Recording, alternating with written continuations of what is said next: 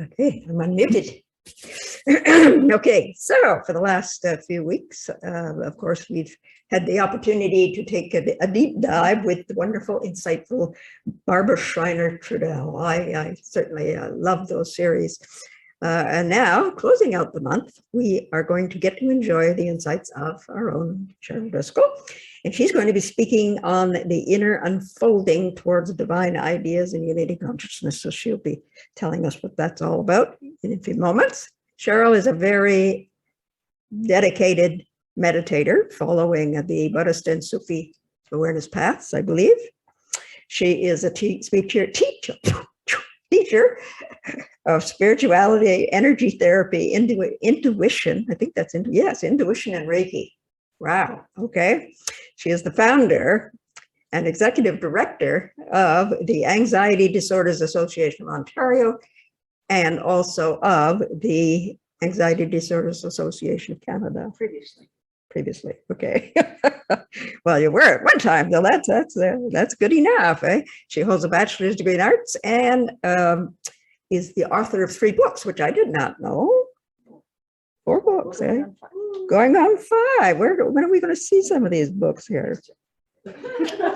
All righty then. And she has recently opened the Canadian School of Natural Therapies and Spiritual Development. 10 years old.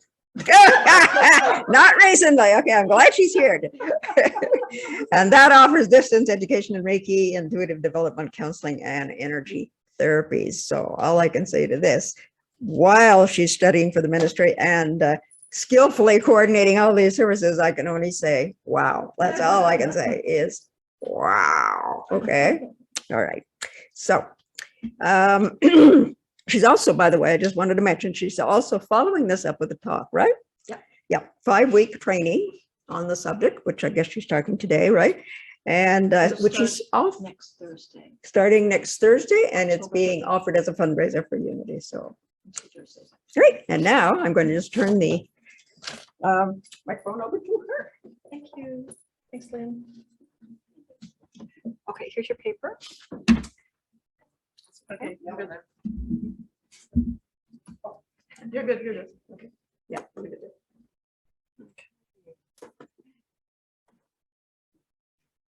All right.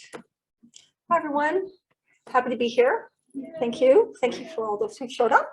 Are you recording? I have, I'm recording, yeah, and I have some people online, friends and family that I invited for Friendship Day. Said, will you come online? It's a bit of hike out over here to the Ottawa side. So as you know, I will be speaking about divine ideas and unity consciousness. We'll be unraveling that today.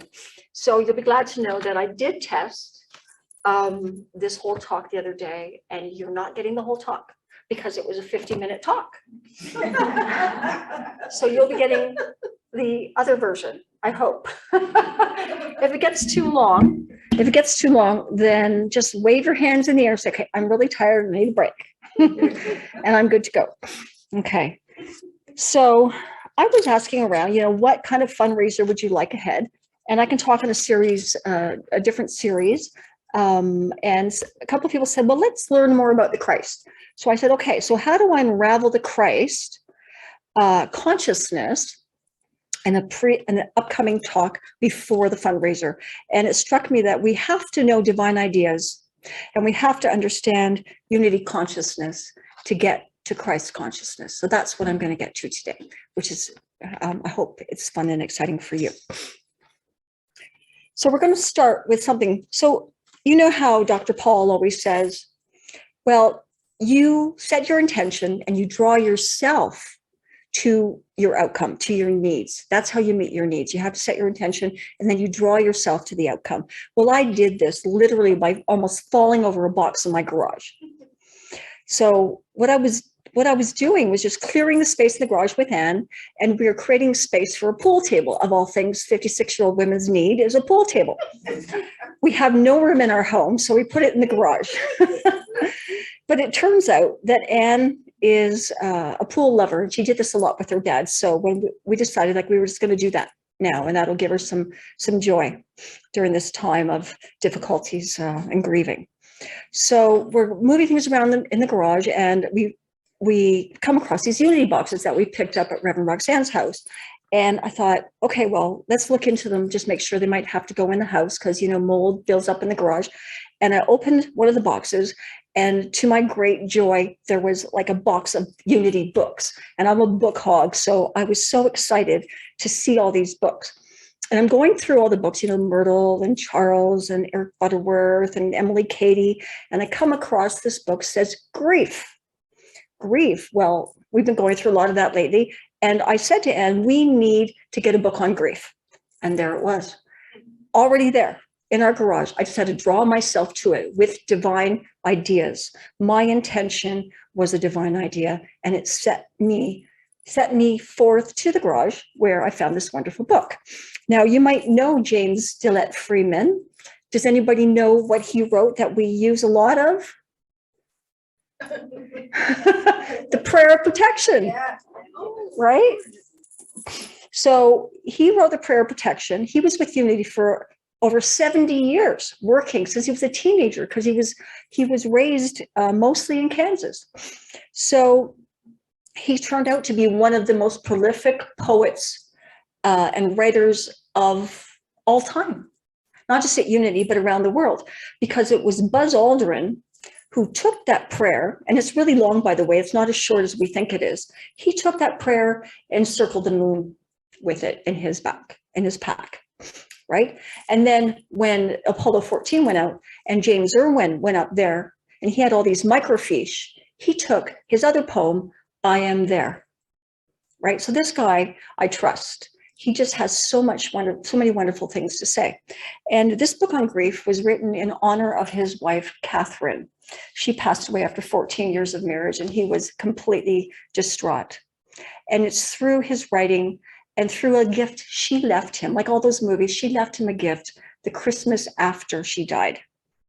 A friend showed up and said, this is from Catherine. Of course, blow you out of the water, right? That's the kind of thing that gets me crying for hours. So, but it helped him ease his pain.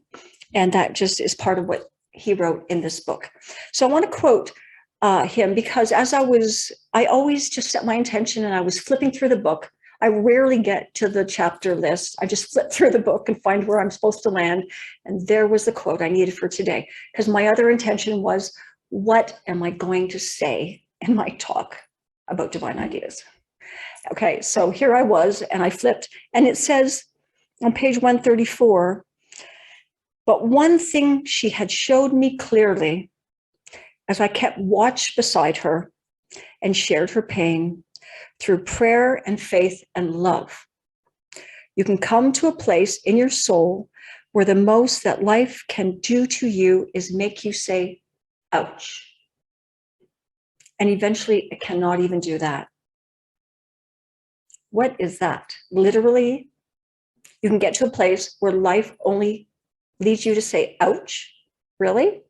Well, you know, there's a saying in my tradition, which is that you cannot teach what you do not understand.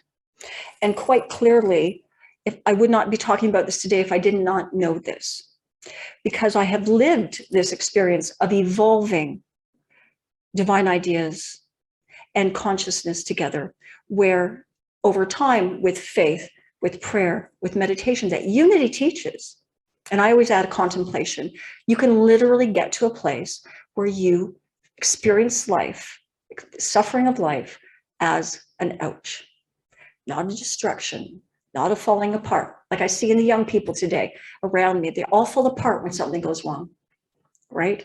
But we know that we have options, that we can go to these other places. And we go there with divine ideas. The divine ideas help ease our pain, and they help guide us in each moment. If you're listening, you will literally hear what you need to do to get through the day, hear what you need to do to get through that difficult moment. And you get to this, can you go to the next slide, please? You get to this through prayer and faith and meditation and love. I added love there. And this unfolds you as you move forward. And divine ideas are always there offering you the right kind of understanding in the right moment to move us along in life, to evolve into the wealth of the oneness with less resistance. The more you pray, the more you meditate and experience faith, belief, and you listen. Next slide, please. Into that space. There's a space at which you're listening, and then you feel this openness, almost like a treasure, like a joy, a love. And then when you're finished your meditation, you come back, and then you will hear everything you need for your day ahead. He then said, the silent wisdom of the heart, even when all visible support for faith is swept away. So he said, how can I convey to you what perhaps the mind has no power to reach? You can't do this by thinking your way into divine ideas. What is the secret, silent wisdom of the heart? I only know that it is possible to catch as a glimpse of things, not as we ordinarily experience them, but in another dimension, as from eternity. And in this larger frame, see that it is possible to have faith, even when all visible support for faith is swept away. And that's what he felt with the loss of his wife, that everything had swept away until she reminded him about his inner wisdom. And he remembered, and he started to regain his faith, and he started to live again in prayer and meditation and listen to those divine ideas that were guiding him in each moment. And so let me just see, you know what I loved is, I love the daily word. Now, I wasn't gonna connect the daily word. I was here for about a year and a half, and then I was taking a class. Reverend Robbins said, everybody needs a daily word, especially if you're a student of Unity, because you look at it a lot if you're teaching. It just gives you that guidance every day. And even if you're not, just sitting with it is a wonderful tool. And every time I sat down to write this, and it took me 2 months to put all the ideas together. Yeah, there you are. So if I begin to feel tense, fearful, or frustrated, I remember that wisdom, love, understanding, and strength, all the divine qualities that live within me, are ready to help me handle any challenge. And that wisdom, that strength, those are divine ideas. And the level of ease, lack of ouch that I experience is according to my openness to divine mind. The more I am surrendered to the oneness, divine mind, God, truth, principle, the freeing and welcoming divine ideas come through for guidance. And guess what? This is the Christ. So metaphysically, divine ideas are the Christ. And most of us don't know that. That's how Unity perpetuates the idea of Christ. Metaphysically, if you read the text by Paul Hasselbeck, that's what he says. Now, everybody has a different view of the Christ, and that's great. Unity supports that. But for this process, I'm just going to go through it as divine ideas being the Christ. So when you talk about the Christ, you're talking about something profound within you. And when you reach out to those amazing divine ideas, you realize how powerful they are, and how if you sit with those divine ideas and you surrender with a divine idea, you start to light up according to that idea. When you sit with love, you light up as love. When you sit as compassion, you light up as compassion. And that's why there's that correlation between divine ideas and the Christ, because the magnificence of you, the human aspect of the one God, is the Christ. And through divine ideas, you are able to bring that forward into your community, into your family. And that is a wonderful gift.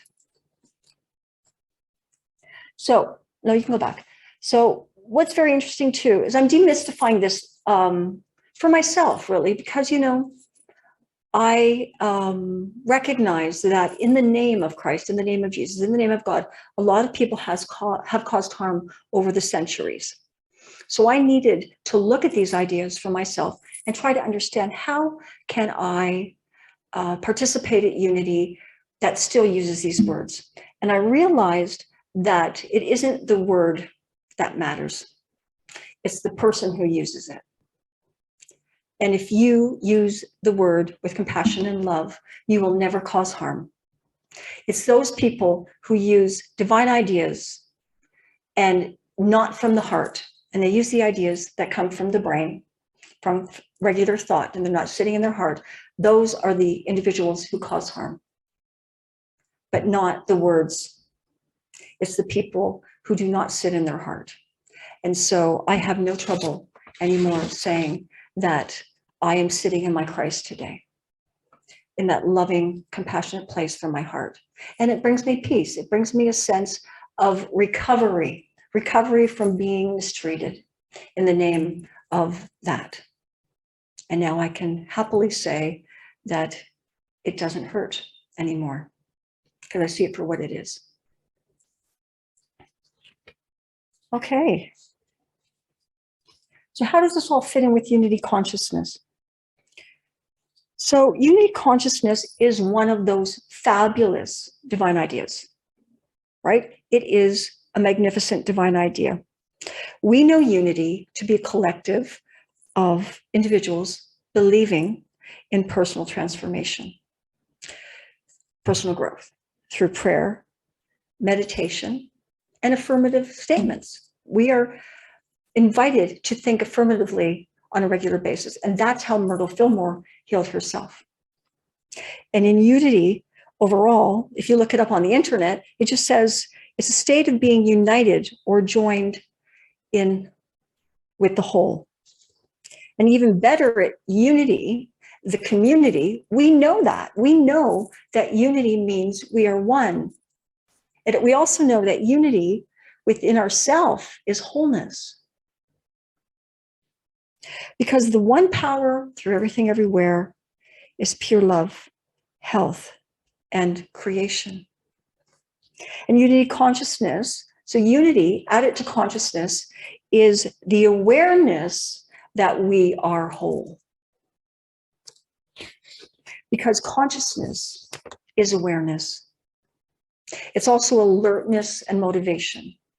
Science has actually called it awareness, alertness, and motivation, or attention, or arousal and motivation. These are, and Dr. Paul does that as well. And in this case, it's about being conscious that we are all connected. Okay. The Sufi poet Rumi said, we are all one, and everything in the universe is within you.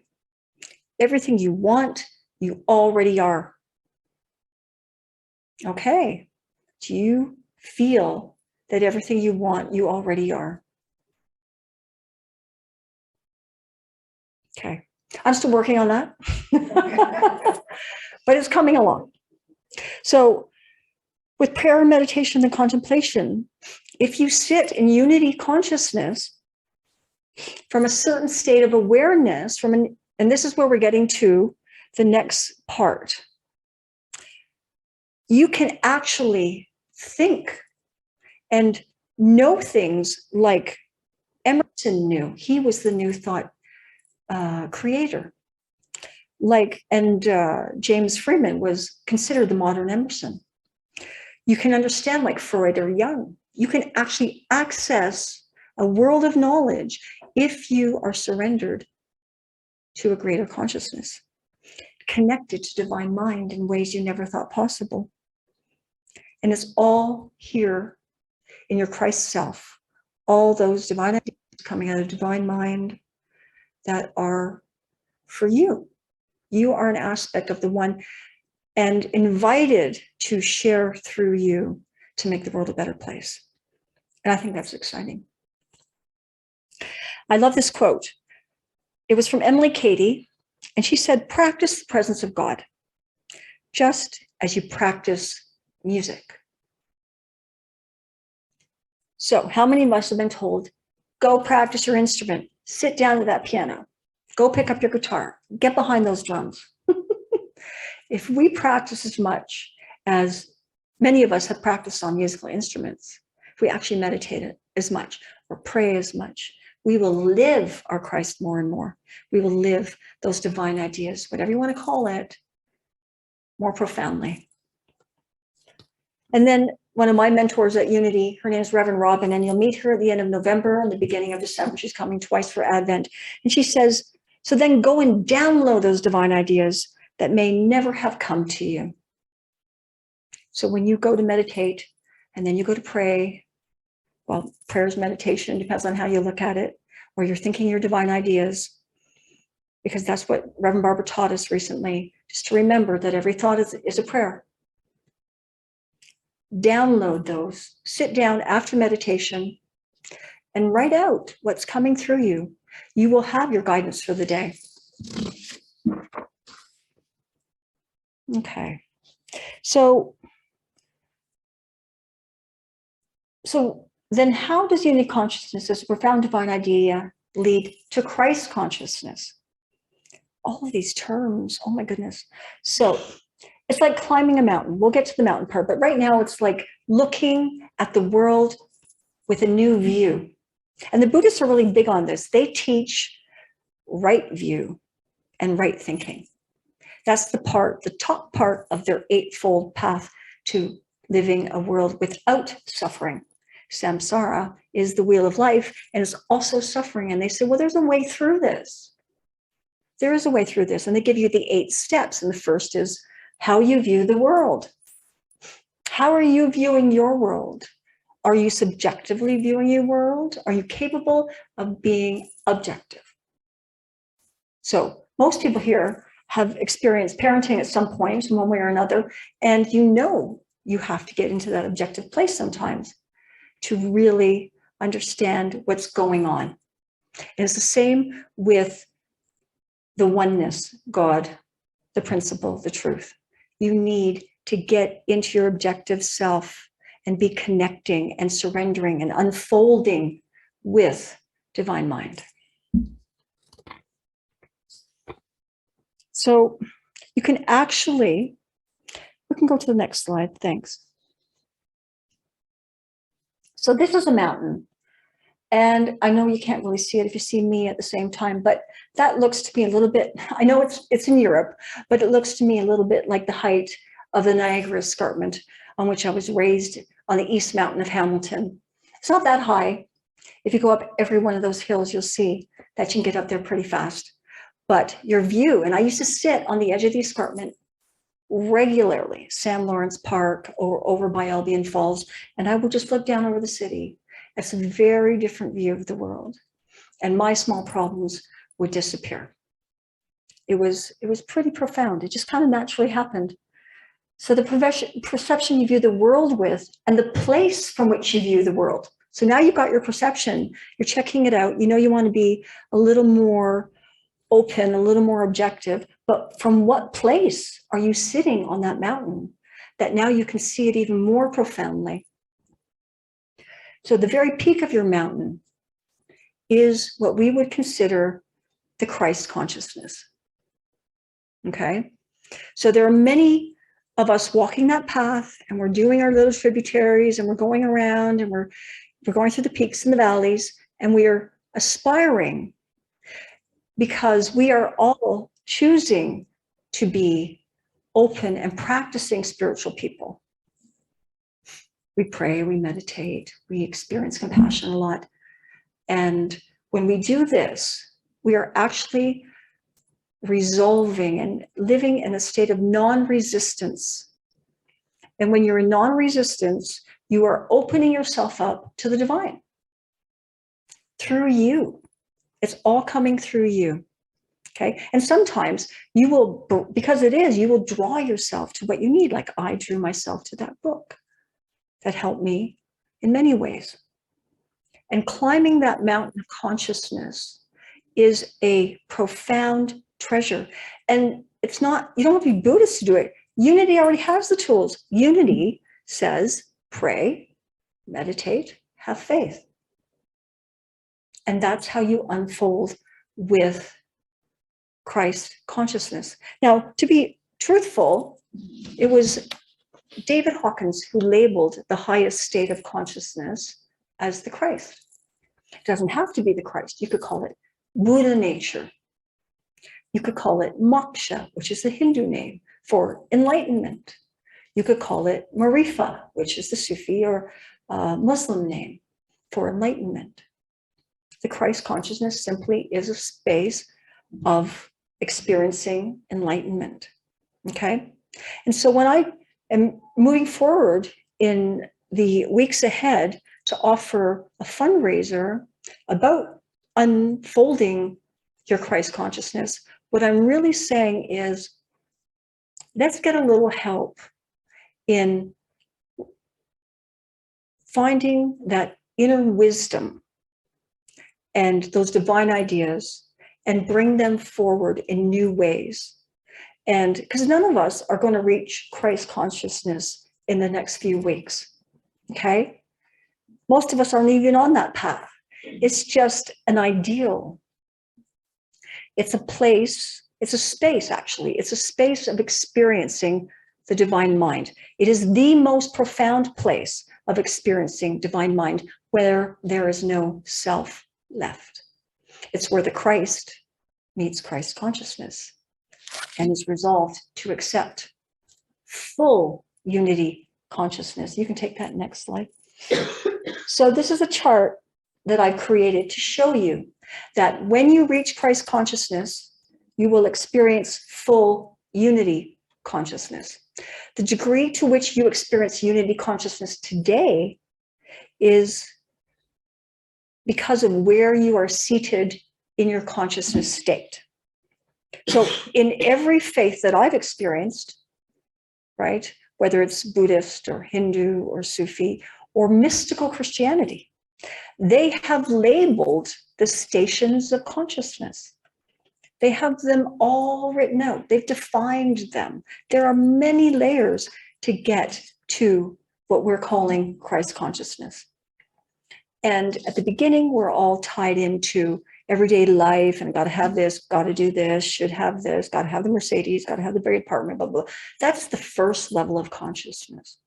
And those of us who are here today are already into the next station of consciousness, which is the place at which we're saying, oh, what is out there? What is going on in the universe? We're asking questions. We're starting to let go of those attachments. And there's so much more that we can experience. So what I'd like to do is invite you to look at the newsletter and consider that Christ consciousness, unfolding that consciousness together. It's going to be fun together. And to raise money for our communities, because everybody, all the money goes back to the Unity community. And now I will just lead you in a wonderful little meditation. If you want to get ready, you can turn that. Thanks. So I'm calling this the Divine Ideas Heart Warehouse, because you are filled with divine ideas. So just take a moment to be connected to your body.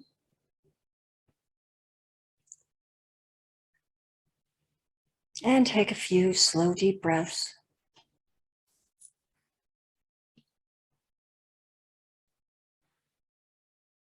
And notice that you're going to bring your attention just in front of your heart. And if you can create a little light in front of your heart.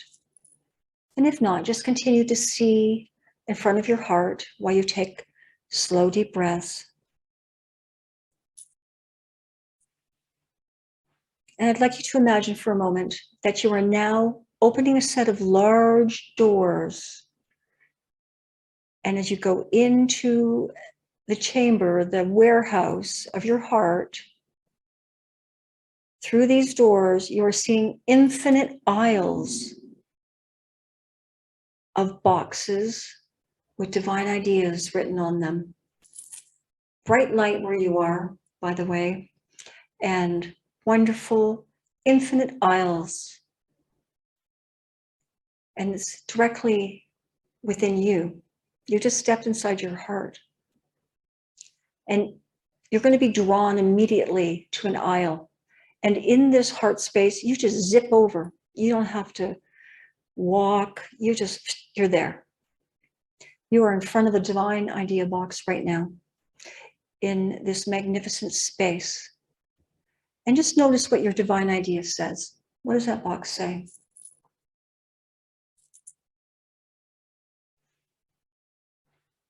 Take a deep breath as you contemplate that divine idea. If it's lit up, it's from your heart. And if you're seated in your heart, it's going to be a positive and loving divine idea.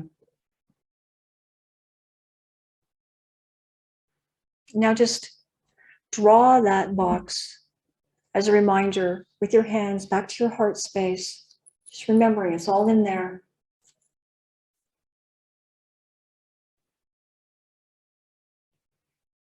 And now you're being drawn to another divine idea. A bright box in those infinite aisles is drawing you. Just zip over. Take a deep breath and notice, what is that box? What is the box saying to you right now? That divine idea. And it's going to be connected to your other divine idea.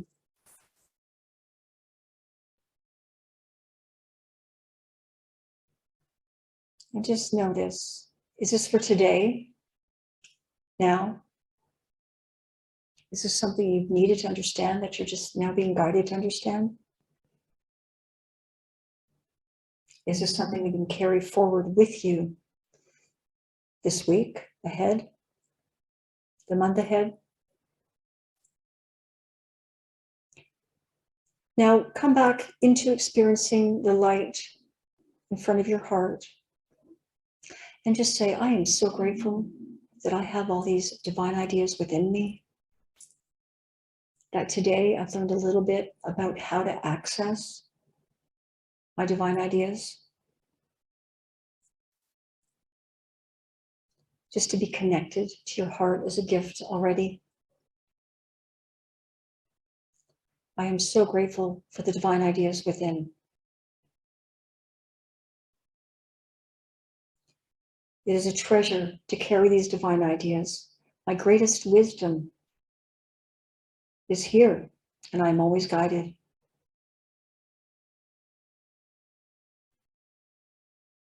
Now take a slow, deep breath and connect to your feet. Just feel them. Move your toes, move your fingers, whatever feels right. And come back to the moment. Thank you for the gift of speaking with you today.